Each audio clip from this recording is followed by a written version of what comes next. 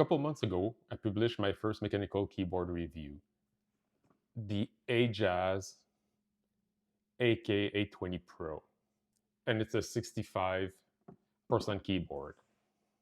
After publishing the review, I got contacted by Keymove, wanted to know if they could send me a keyboard.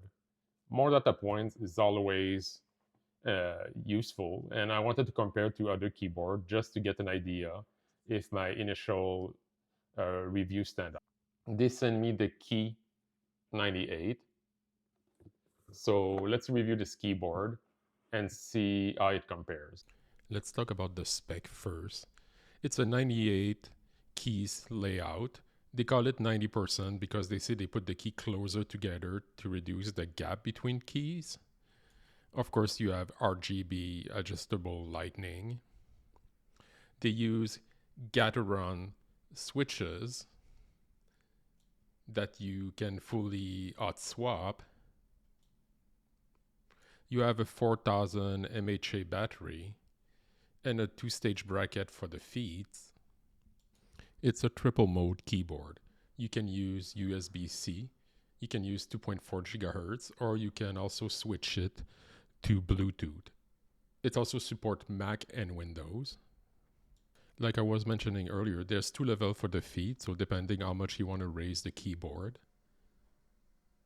One thing I appreciate on the key is that you also have the Mac shortcut on the front side of the key. And also all the shortcut for lightning. There's also a light bar on the side front of the keyboard that seems to stay on even if you turn off the key for the lightning. It's possible though that you can modify that in the software. They have their own software available on Windows if you want to adjust the setting or program macros for the keyboard. I did ignore the software. I look at it in a VM, but in general, the less software like bloatware for keyboard or mouse I can install on my computer, the happiest I am. And it's okay, you can adjust most of the setting with the shortcut. They quote 90 hours of battery if you put the lightning off, or 8-hour battery if you keep the lightning on. I kept the RGB on and I got around 8 hours. One big plus is the battery is fully removable, and we'll check that a little later. The keyboard they sent me is with brown switches, so it's going to be interesting because it's the first time I tried those. You can see here how they build that keyboard. One thing that's interesting about it is that there's like a silicone non-slip mat, so the keyboard stays in place, but it's very heavy. But the thing that's surprising me is that they did put 3.5 millimeter of, they called it silent sandwich silicone pad under the switch, and we'll have to talk a little more about that later. Let's do a quick unboxing next to see what we have included in the box. This keyboard is part of their 1980 series. The cardboard of the box is really thick, and like I said, when you pick up the box, you're surprised how heavy it feels. 2 other people like just lifting the box, and they were both surprised about the weight of the keyboard. It said here that it's a triple mode keyboard, like I mentioned earlier, with brown switch, and the color is other. So I had to do a quick Google to see that it was the gray, black, and red version that we're having here. You have the principal spec on the box. One I didn't mention is that it's rated for 50 million keystroke, but of course I didn't test that. That would take like some mechanical engineering to have some kind of robot to press a key like 50 million times. And I think that's kind of out of the scope of this video. We can see here the keyboard on the box. I kind of like the red, gray, and black design. I was also surprised to see on the side all the Mac shortcut and key. Not all the keyboard makers do that, but it shows an attention to detail that is really welcome. In the box you have a keycap puller for one key, and the USB-C to USB-A cable to charge or to use it in a wired mode. They also send me as an extra their keycap puller. You can pull 4 key at the same time with this tool, so we'll try it a little later. But the inclusion was a nice touch, though I don't expect that you would have it if you order the keyboard. But it's like $8 Canadian on their website. You can see here the puller out of the box. The first time I saw that tool and I show it to 2 coworkers, we all have the same reaction. Wow, what a good idea. Now, of course, I'm curious if someone could make a 8 or a 12 keycap to pull out a full row in one shot. But that would take a lot of space, so I understand that they went for 4. You can see the keyboard here out of the box. The build quality feel really nice, and you can see that there was a lot of attention to detail for this keyboard, from the Mac and shortcut being print on the side of the keys to the different lightning zone. So I was impressed because I didn't know the brand. We will hear an audio test a little later. But on the first try, I was surprised of like soft and quiet felt the keyboard. And I wasn't sure why versus my other mechanical keyboard. But this is where the 3.5 millimeters of silicone padding come into like the construction of the keyboard. Let's look at the back of the keyboard. The feet have 2 levels, so you can choose how you want the keyboard to rest. There's also a fully removable battery compartment. I don't know how easy it's going to be to find replacement batteries for the 4000 mAh, but I'm glad that you don't need to fully disassemble the keyboard to just be able to get the battery out. Like mentioned earlier, you can see here that it's a 4000 mAh battery. You can see here the triple mode switch. You have Bluetooth, USB-C, and 2.4 GHz, Windows and Mac. The switch is kind of tough to access when you want to change the settings, but on the positive, it means that it won't easily be like switched when you don't want to. You can see the keyboard fully on with the Lightning here. There's multiple mode you can use. They quote 15 of them. Using the function key, you can lower the Lightning or switch stuff like the orientation. You can see me here trying a bunch of the different settings for Lightning. I was curious how much you could control using the keyboard versus like having to use the app. I'm sure the app is more granular, but like I said, I'm not a big fan to install any app like from Razer Keyboard, or if you can at least control them using shortcut. Of course, on my AK820 Pro, it was very useful to have the tiny LCD screen.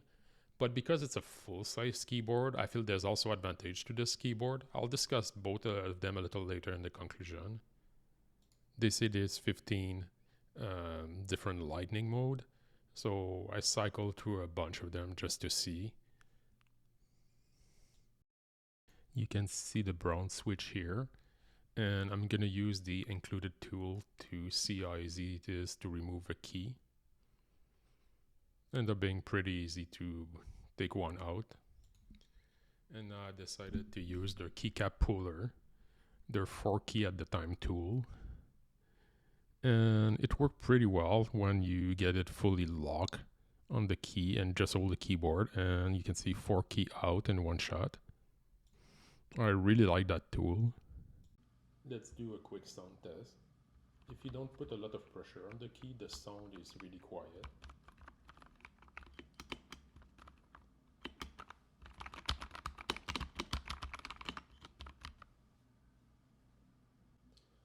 Now let's compare it with the sound of the AK820.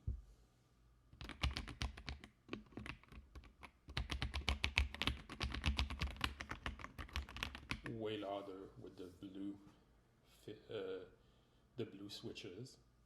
So for the sound and the feel of the keyboard, it's really suggestive. I was surprised how quiet and how soft the key feel when I was typing on the keyboard. So I decided to investigate, and this is how I discovered that it's the silicone pad that they put that make the keyboard that quiet and soft. Now I saw mods where they remove that layers and then it sound like a regular mechanical keyboard. I decided to not do that because I think there's advantage to have a quiet, full size keyboard when you're in a loft. And also have another mechanical keyboard, so but if you put that with a combination of the switch, it's possible that when you try it, it's not really for you. So what do I think of the K98 keyboard? Well, there's a lot to like there. First, the build quality feel awesome. It's feel like a very heavy and solidly built keyboard.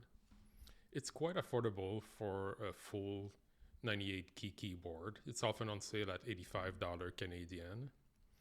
I appreciate that you have the Mac and the shortcut uh, symbols on the side of the keys in front. So if you're unsure, you can at least like see them. I'm really happy that you have a removable battery. I don't know how long it's gonna take before like you need to change the battery, but the fact that you don't have to disassemble the full keyboard just to access the battery is an amazing idea. I like that it's a triple mode keyboard. Most of the time I'll use it in 2.4 with a dongle, but you also have the option to switch to Bluetooth if you're on an iPad or just on USB-C if you want to game with the keyboard. I also really like the 4 key remover tool that they included in the box for me. Though I don't really think that I would disassemble the keyboard anyway, so it's not a big deal if you just buy the keyboard. But it's a good way to be really effective at removing keys. Now, of course, not everything is perfect, but I don't see any major flaw for the keyboard. There's a lot of branding on it. You see Keymove at multiple places, but it's not bad when you are using the keyboard. It doesn't show very much in a dark room. I mean, they quote the durability for 50 million keystroke, but I don't know how well the keyboard will hold long term. And also, if you go on the website, you only have like a form to contact them, so I don't know what the support would be. Now, a lot of mechanical keyboard company or brand are from China, and I don't know how they would deal with the support, but it's also something to know, or the company that seems to have at least a US service center. And the other thing is that the brown switch plus the silicone pad is really gonna be like depending of your personal taste in keyboard. If you want a keyboard that's super loud, or you don't like brown switches, maybe this keyboard is not for you. But they also have it in red switches and other option. And so it's really a personal preference. It took me some time to get used to the soft feeling of the key, but it's not mushy. It's just a different feeling that I'm used to. But I appreciate that it can be quiet at night versus other mechanical keyboard, especially in the loft. So what do I think about the Keymove K98? There's a lot to like there. The build quality is solid. The keyboard by itself has so much weight in it. You have like a 90% keyboard, so you have most of the key. They end up putting all the Mac symbol on the side of the keys, which I really like. So the shortcuts and things like that. You have multiple um, Lightning mode. It's a triple mode keyboard. So you've been able to like switch between Bluetooth 2.4 and USB-C. Now the only thing that like I really didn't like was more like a personal preference is that I like that the keyboard is more quiet at night if you have someone sleeping close to you while you're working. But at the same time, I'm not a big fan of like at least those brown switch. So I'm using because I show it to two coworkers, and their first reaction is like, "Oh my god, it's so heavy." Then the second reaction was like, "Wow, the build quality is really nice." And then they start typing, and they were like, brown switch." Now it's really a personal preference. I'm not like a Switch knob here. And because I have both keyboard and I want to see if my initial review stand out, what I want to do is to use for 3 months the Key98 for my office keyboard and the Ajaz AK820 for gaming, and then switch them for 3 months to be able to see after 6 months, do I have a preference? On paper, having a 90% keyboard would be way better for office work, but it would be nice to have the quiet keyboard at night. So it's going to be interesting to see how it stands out. Oh, one thing I forgot to mention. I really love that the battery is removable in 2 seconds. So hopefully, like you'll be able to switch the battery if it die. Thanks for watching.